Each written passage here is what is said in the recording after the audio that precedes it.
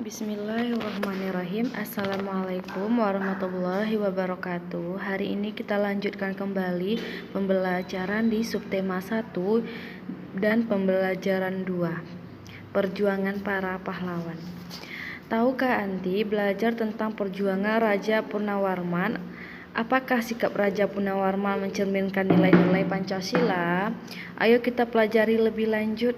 Dari semua perjuangan yang telah dilakukannya, Raja Purnawarman dapat disebut sebagai pahlawan. Nah, berikut ini adalah perjuangan yang dilakukan oleh Raja Purnawarman. Yang pertama yaitu Raja Purnawarman membangun saluran air untuk kesejahteraan rakyatnya. Yang kedua, Raja Purnawarman membasmi perampok. Yang ketiga, Raja Purnawarman membangun saluran air untuk kesejahteraan rakyatnya. Dengan adanya saluran air tersebut, ladang para petani tidak kekeringan pada musim kemarau. Raja Purnawarman juga membasmi perampok. Tindakan ini membuat kerajaan Tarumanegara menjadi aman. Materi selanjutnya, tahukah Anti sila keempat, yaitu kerakyatan yang dipimpin oleh hikmat kebijaksanaan dalam permusyawaratan atau perwakilan. Makna sila keempat ini adalah mendahulukan kepentingan dan tujuan bersama, cinta permusyawaratan dan demokrasi, serta bijak menyelesaikan masalah. Nah, inilah makna dari sila keempat tersebut, yaitu kita tidak boleh mementingkan kepentingan pribadi, tidak boleh mementingkan kepentingan golongan, tetapi mendahulukan kepentingan bersama dan cinta permusyawaratan dan demokrasi. Kemudian, tahukah Anti apa simbol dari sila keempat ini? Yaitu simbolnya lambang kepala benteng. Makna dari simbolnya ini yang pertama adalah mendahulukan kepentingan dan tujuan bersama. Yang kedua, cinta permusyawaratan dan demokrasi. Yang ketiga, bijaksana dalam menyelesaikan masalah. Nah, hubungan makna sila keempat dengan simbolnya yaitu lambang kepala banteng dijadikan sebagai dasar pada sila keempat Pancasila yang berbunyi kerakyatan yang dipimpin oleh hikmah kebijaksanaan dalam permusyawaratan atau perwakilan. Nah, banteng merupakan binatang yang suka berkumpul, sama seperti manusia dalam pengambilan keputusan. Harus dilakukan secara musyawarah, salah satunya dengan berkumpul dan diskusi. Selanjutnya, di sini ada gambar yang Ustazah tampilkan. Silakan Anti amati gambar ini. Budi marah membentak Amir yang secara tidak sengaja menginjak kakinya. Nah, timbul pertanyaan, apakah Budi sudah bijak dalam menyelesaikan masalah? Jelaskan. Nah, Budi belum bijak dalam menyelesaikan masalah. Seharusnya masalahnya diselesaikan dengan cara damai, ya, dengan bicara baik-baik, bukan dengan marah. Nah, pertanyaan selanjutnya, apakah sikap Budi mencerminkan sila keempat? Tidak, karena sikap Budi itu tidak baik kepada Amir, dia membentak. Nah, itu bukan merupakan sila keempat. Kemudian apa yang akan terjadi jika kita tidak bijak menyelesaikan masalah? Jika masalah tidak diselesaikan dengan cara yang bijak, maka akan terjadi permusuhan. Nah, yang bijak itu seperti apa, Ustazah? Yaitu kita bicarakan baik-baik, tidak dengan marah. Lani sudah berencana untuk pergi ke rumah neneknya, tetapi hari itu kelompok tarinya mendapat undangan dari Pak Lurah untuk menari merayakan hari kemerdekaan. Lani menunda rencananya. Ia menari bersama kelompoknya. Nah, di sini timbul pertanyaan dengan sikap Lani tersebut, apakah Lani sudah mendahulukan kepentingan bersama? Ya, Lani lebih memilih ikut latihan menari bersama. Kemudian pertanyaan yang kedua, apakah sikap Lani mencerminkan sila keempat? Nah, kira-kira sudah mencerminkan? Ya, lebih baik mementingkan kepentingan dan tujuan bersama. Pertanyaan yang ketiga, apa yang akan terjadi jika Lani tetap pergi ke rumah neneknya? Jika Lani tetap pergi ke rumah neneknya, maka latihan tari tidak dapat dilaksanakan dan tujuan bersama tidak tercapai. Nah, itu adalah jawabannya ya. Di buku hanya ada pertanyaannya saja. Nanti bisa buka halaman 13 di tema 5. Selanjutnya, Dayu sangat ingin menjadi ketua kelas. Ia menyatakan bahwa ia adalah ketua kelas. Dayu tidak mau ada musyawarah atau pemungutan suara. Nah, di sini ada pertanyaan, apakah Dayu sudah menjunjung tinggi musyawarah? Menurut Anti bagaimana? Jawabannya, Dayu belum menjunjung tinggi musyawarah dan kelompoknya karena dia tidak mau mengadakan pemungutan suara tersebut. Apakah sikap Dayu sudah mencerminkan sila keempat? Belum. Tindakan belum mencerminkan sila keempat Pancasila. Seharusnya dalam musyawarah kita tidak boleh memaksakan kehendak kepada orang lain. Ya, artinya kita tidak boleh egois, mementingkan kepentingan yang kita mau saja, mementingkan diri kita sendiri. Nah, itu tidak boleh, tidak mencerminkan sila keempat. Kemudian pertanyaan yang ketiga, apa yang akan terjadi jika kita memutuskan segala hal tanpa musyawarah? Nah, menurut Anti bagaimana? Apa yang akan terjadi? Nah, jawabannya, jika memutuskan masalah tanpa musyawarah, maka akan ada pihak yang dirugikan dan dapat mengakibatkan permusuhan. Selanjutnya, di sini saya akan membuat contoh sikap dalam kehidupan sehari-hari yang sesuai dengan keempat Pancasila. Yang pertama, selalu mengutamakan musyawarah untuk mencapai mufakat dalam menyelesaikan permasalahan. Yang kedua, menghargai hasil musyawarah. Yang ketiga, kita tidak boleh memaksakan kehendak kita kepada orang lain. Yang keempat, menghormati dan menghargai pendapat orang lain.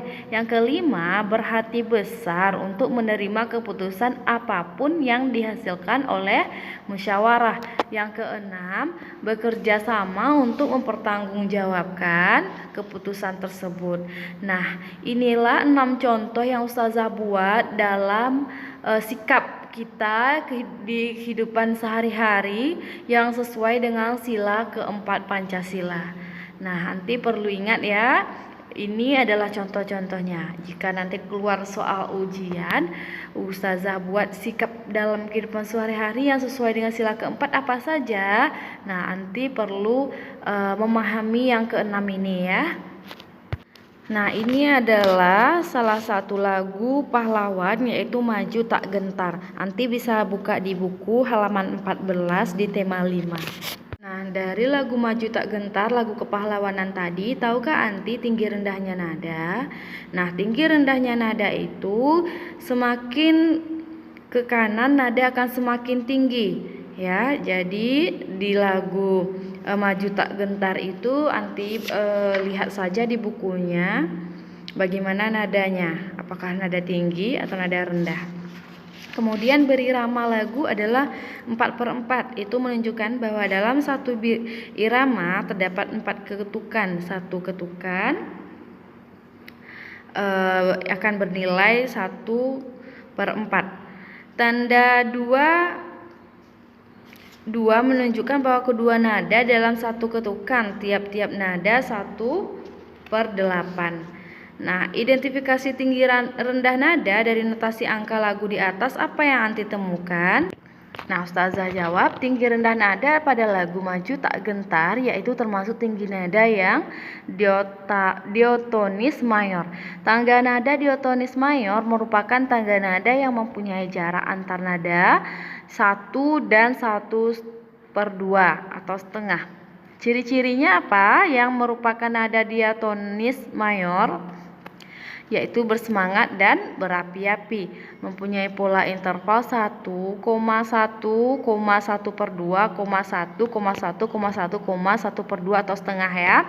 Kemudian biasanya diawali dan diakhiri dengan nada do atau sama dengan C, bersifat riang gembira. Nah, berirama yang digunakan yaitu 4/4. Nah, silakan nanti buka di buku. Di situ lebih jelasnya ya, Nak ya. Kemudian nilai baik apa yang terkandung dalam lagu itu, yaitu tentunya rasa patriotisme yang berbentuk rasa penghayatan yang besar terhadap negara kita dan cinta tanah air serta semangat menjadi warga Indonesia merdeka yang kian membara. Selanjutnya, Raja Purnawarman berjuang melawan musuhnya dengan semangat perjuangan. Semua perjuangan perlu kita contoh dalam kehidupan sehari-hari. Ketika Anti belajar, Anti harus mempunyai semangat belajar supaya materi yang Anti pelajari bisa Anti pahami dengan baik. Nah, apakah Anti sudah mempunyai semangat perjuangan saat belajar? Apa yang Anti lakukan ketika Anti menemukan kesulitan?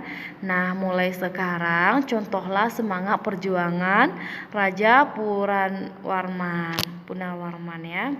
Anti harus memiliki rasa tanggung jawab, harus memiliki rasa yang gigih, berani, begitu ya. Selanjutnya kita masuki pembelajaran 3.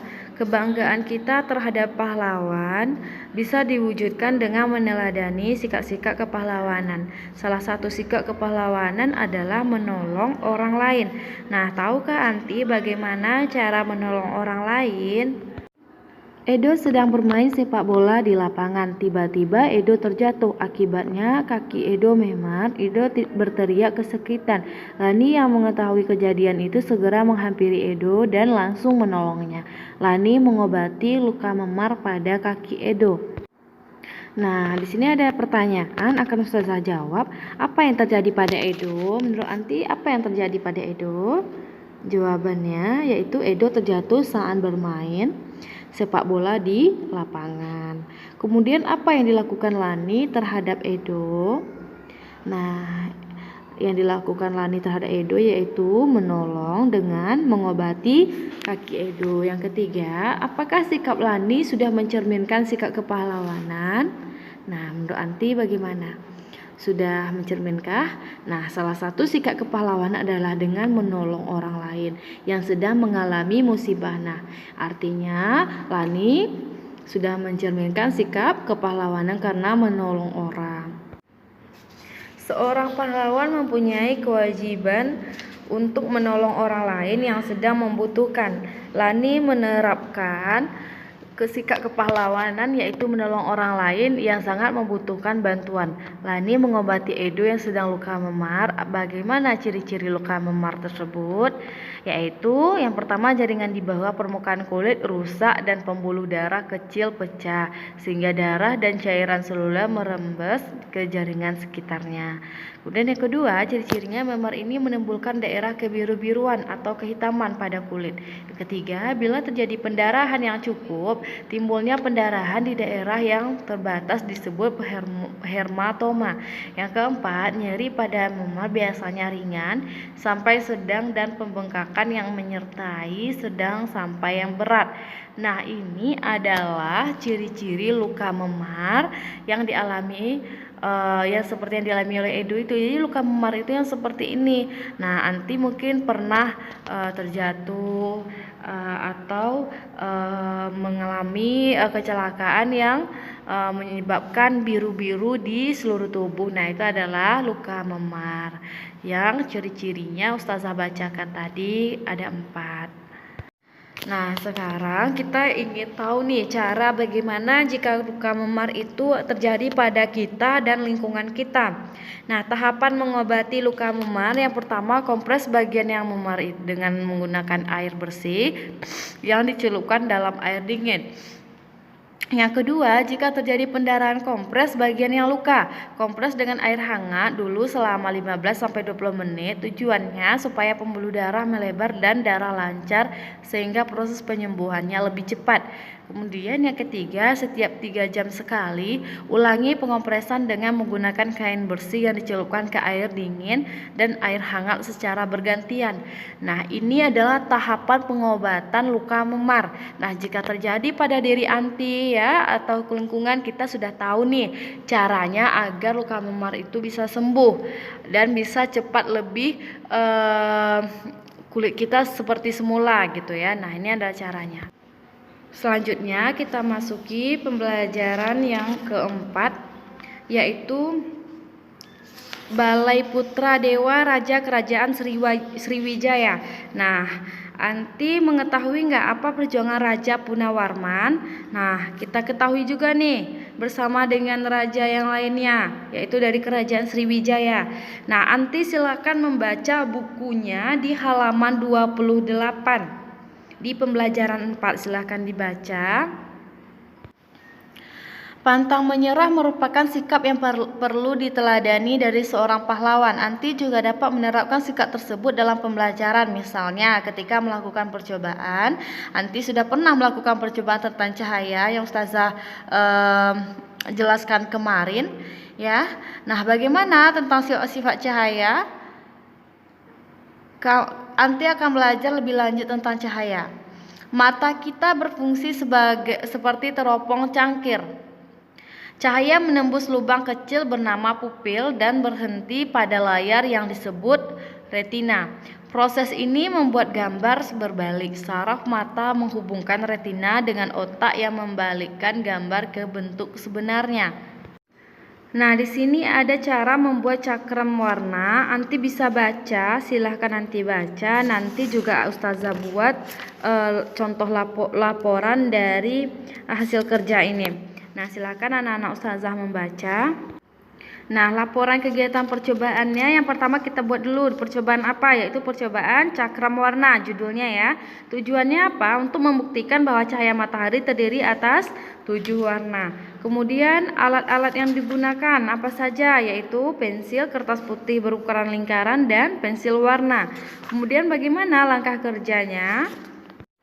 Yang pertama langkahnya, buatlah lingkaran pada kertas karton putih dengan jari-jari 10 cm. Kedua, bagilah lingkaran tersebut dengan 7 bagian yang sama besar. Ketiga, warnailah masing-masing bagian sesuai dengan warna spektrum cahaya secara berturut-turut dengan menggunakan pensil warna. Yang keempat, guntinglah lingkaran tersebut. Yang kelima, masukkan benang kasur melewati 2 lubang tersebut. Yang keenam, coba putarkan cakram warna tersebut dengan cara menarik dan mengundurkan tali. Yang ketujuh, amati warna cakram ketika sedang berputar. Nah, ini adalah langkah kerja dari percobaan cakram warna yang tadi ya. Nanti boleh membaca lagi yang percobaan tadi. Nah, ini adalah langkah yang perlu dilakukan. Baik, demikianlah pembelajaran tematik kita hari ini, yaitu di pembelajaran 2, 3, dan 4. Jika ada pertanyaan silakan tanya dengan Ustazah. Hari ini kita tidak ada latihan ya. Tetap semangat semuanya. Barakallahu fikum. Assalamualaikum warahmatullahi wabarakatuh.